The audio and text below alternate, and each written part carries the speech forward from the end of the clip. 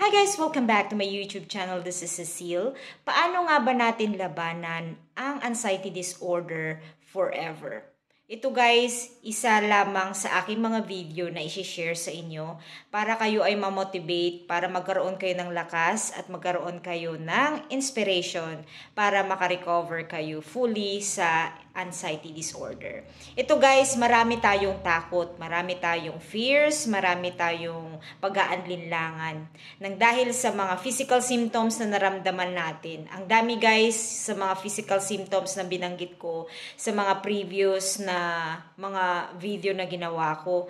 So, alam nyo guys, yung mga naranasan ko noon, matindi. Nabanggit ko naman, marami akong pinagdaan ng mga panic attack, mga hilo, sakit sa ulo, na nagtagal, sobrang tagal. Sa mata, nagkaroon ako ng maraming mga muscle pain, nagkaroon ako ng very sensitive sa lahat na aamoy, nakikita, nararamdaman. Naging very emotional ako, very sensitive din ako emotionally. Maraming mga pag-aalinlangan na hindi ko na ginawa nang dahil sa maraming mga naranasan kong mga simptomas. Kasi ang anxiety guys, maraming tayong nararamdaman sa physical symptoms natin, di ba? Alam ko guys, marami sa inyo nakakaranas ng mga digestive issue, nakakaranas ng head pain, ears, mga sa tenga. Yung binanggit ko dati guys, nagkaroon ako ng mga pag-uugong sa tenga, vertigo, migraine, yung parang meron akong fever, meron akong lagnat pero wala. Pakiramdam ko umiinit yung ibang part ng katawan ko. Feeling ko may magkakasakit ako. Feeling ko uubuhin ako. Feeling ko may nakakabara sa lalamunan ko. Minsan guys, naranasan ko din yung mga sa ilong na parang magkakaroon yata ako ng parang baradong ilong ganon, pero hindi. And then, sa panlasa, may mga panlasa na parang may mga metallic or blood na nalalasahan. Lahat yun guys, binanggit ko lahat sa mga video ko. Pero paano nga ba talaga natin lalabanan ng anxiety? Ang goal natin guys is yung makarecover tayo ng fully. Pero ano nga ba yung mga sikreto talaga kung paano labanan ang anxiety? Guys, ako nakaranas ako ng takot na lumabas. Nabanggit ko dati yan. Takot ako lumabas. Takot ako mag-CR. Takot ako maligo mag-isa. Takot ako matulog mag-isa. Takot ako lagi pupunta sa kusina kahit magtimpla ng kape. Hindi ko dati yan guys nagagawa. Pero nung naglaon na, nung nagtagal na, nagkaroon na ako ng lakas ng loob na labanan yung nararamdaman ko. Ang anxiety guys is a mental health issue na nangyayari sa buong mundo, sa mga tao. Nagkakaroon ng tao ng anxiety, pero pagka prolong na or mahaba na yung takot or pag-aalala, nagkakaroon na ng anxiety disorder ang isang tao. Sa karanasan ko guys, at nararanasan din ng iba, ang physical symptoms ng anxiety disorder, mahabang proseso guys. Hindi siya agad-agad na mawawala. Okay, I'm trying to explain na yung straightforward. Okay, hindi ko na ililigoy. Hindi po siya talaga mare-recover ng biglaan. You have to do it with patience and you have to accept. And magva-vary lang yung recovery mo kung paano mo manage yung anxiety disorder. For you to be able to know na may anxiety ka is you have to go check, of course, yung medical, magpa-check up ka. Kung ano yung nararamdaman mo, ipa-check up mo. And then, kung alam mo na, nalaman mo na may anxiety disorder ka o nakita mo yung mga simptomas ng anxiety na nangyayari sa'yo, then you have to accept fully. And then, from there, mag-focus ka sa kung paano ka makaka-recover ng ng matagal. Hindi yung makaka-recover ka lang ngayon. Yung recovery, full recovery na tinatawag, yung lifetime recovery na tinatawag natin guys, is yung makarecover ka nang hindi mo siya nararamdaman na or nararanasan. Ang recovery guys is kailangan guys, hindi mo siya i-recover, nakafocus sa isang physical symptoms lang na kailangan ma-cure yun. No. Ang anxiety disorder, guys, nanggagaling yan sa mental natin. So, you have to have a healthy mental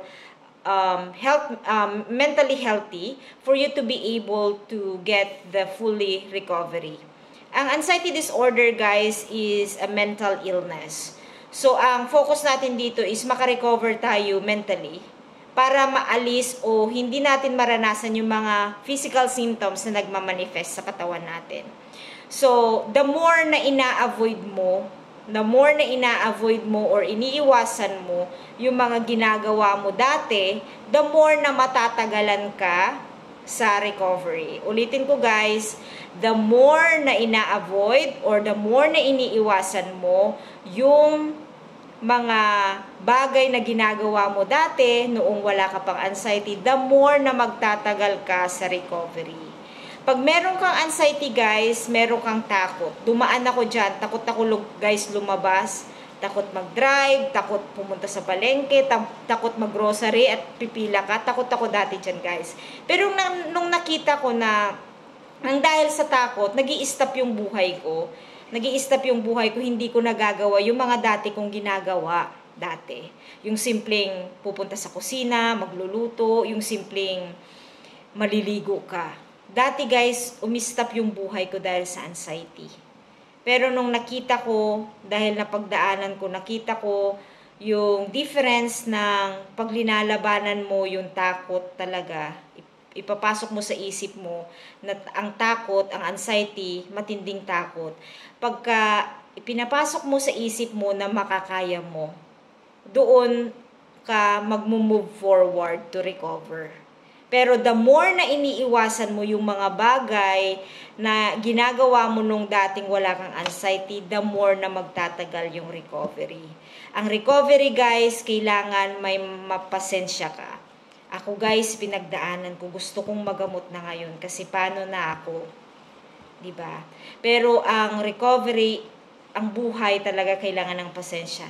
It's the same thing doon sa anxiety disorder. Kailangan may pasensya ka, kailangan alam mo kung paano mo i-manage, which is nabanggit ko sa ibang video ko na when you wake up in the morning, avoid social media, avoid talking to the people na maraming negative things about their life.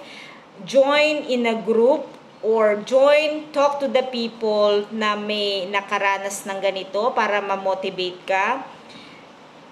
Kailangan guys, alam mo kung paano mo i-manage yung anxiety. This is the reason guys kung bakit ko ginagawa din yung video. Para ma-share ko talaga kung ano yung pinagdaanan ko. Baka makatulong sa inyo.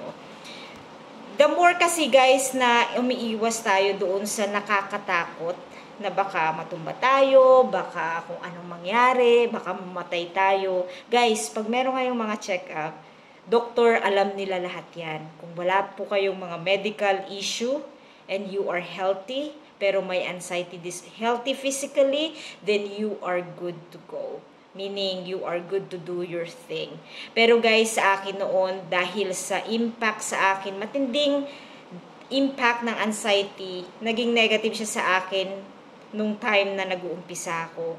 Na hindi ako makapag-exercise na, yung dati kong ginagawa, hindi ko na magawa. Pero the more pala na nakastick or yung mindset ko doon sa natatakot ako, hindi ako makaka-recover. Kaya ginawa ko noon, kinukunti-kunti ko.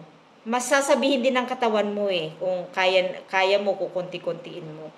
Pag hindi mo siya inumpisahan guys, right now, kung hindi mo siya inumpisahan ngayon para tulungan yung sarili mo to recover, mag-i-stay ka doon sa parang bubbles na you still in the circle na na nakakulong ka.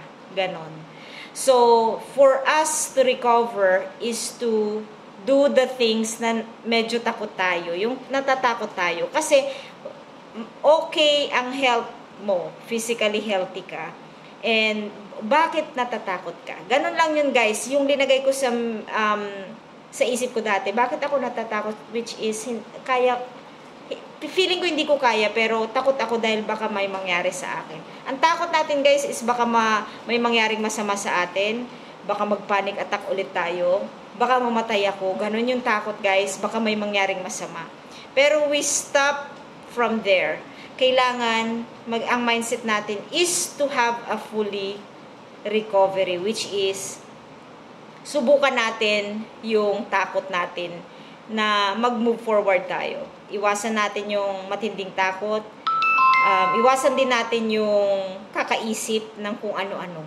Yun guys, nakakasagabal yun sa pag-attain ng recovery. Kasi napakahalaga guys is to i-push mo talaga yung isip mo, i-push mo yung sarili mo to do things in a positive way kahit nandoon ka pa lang sa recovery. Ang recovery guys, kahit na ito naranasan ko talaga, during the recovery, do not expect na you will be okay right now or you will be okay. May mga times guys na umu-okay ka and then you go back into zero, and that's the process of recovery. Sometimes you go back, nagmo-move forward ka na, umu-okay ka na, and then you go back right away, bumaba ka ulit sa zero, which is nakakaranas ka uli. And that's normal guys, that's part of recovery. It's how you manage, okay? For you to be able to understand is to know exactly kung ano talaga yung sinasabi ng katawan mo. For you to be able to understand also is to push yourself para matanggal mo yung takot ng kunti-kunti. Yung takot guys, makakasagabal talaga yan para labanan ang anxiety disorder. Dati guys, takot ako lahat. Believe me, napakalakas ng takot ko, ng nervyos ko. And it will also create, ang anxiety guys, it will create depression. Okay? Some people na nagkaroon ng anxiety disorder, meron din silang depression. So when you don't want na ma-encounter pa yung isa pang depression side, then you have to help yourself to recover slowly and understand kung ano yung sinasabi ng katawan mo. Believe, yung lagi kong sinasabi guys, yung believe na makaka-recover ka. From there, you will start your life into going to full recovery. Hindi kayo nag-iisa guys, marami dyan nakakaranas. Kaya ko ito ginagawa para iparamdam ko at i-share ko sa inyo yung tunay na karanasan ko. Ito guys, sinasabi ko lang to sa inyo, it's a quick advice actually, but I want everybody to motivate yung sarili nyo, i-motivate nyo yung sarili nyo from my videos guys. I hope na nakaka-share talaga ako at nakakatulong ako sa may mga anxiety disorder. Hindi po madali, pero ako guys, sinasabi ko talaga to, hindi madali, sinasabi ko na labanan, pero dumarating tayo sa point guys na minsan nagiging weak din tayo, and that's normal. We are human beings. Sometimes we need somebody na makakaintindi sa atin, makaka-explain na kaya ko nga to ginagawa guys is to para yung iba kasi naghahanap din ng makakausap talaga na nakakaalam at nakakaranas.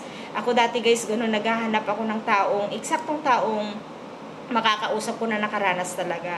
That's the reason why I'm here and sharing my video, and I hope you guys are learning from my experience. And hindi pa ako expert, but I'm only sharing kung ano po yung naranasan ko. And the motivation guys, I really share yung motivation kasi talagang kailangan talaga ng mga may anxiety disorder yung motivation. And I believe in faith sa Diyos at saka sa sarili mo. And I hope guys, nakapulot kayo ng aral, and I'll see you on my next video. Salamat po!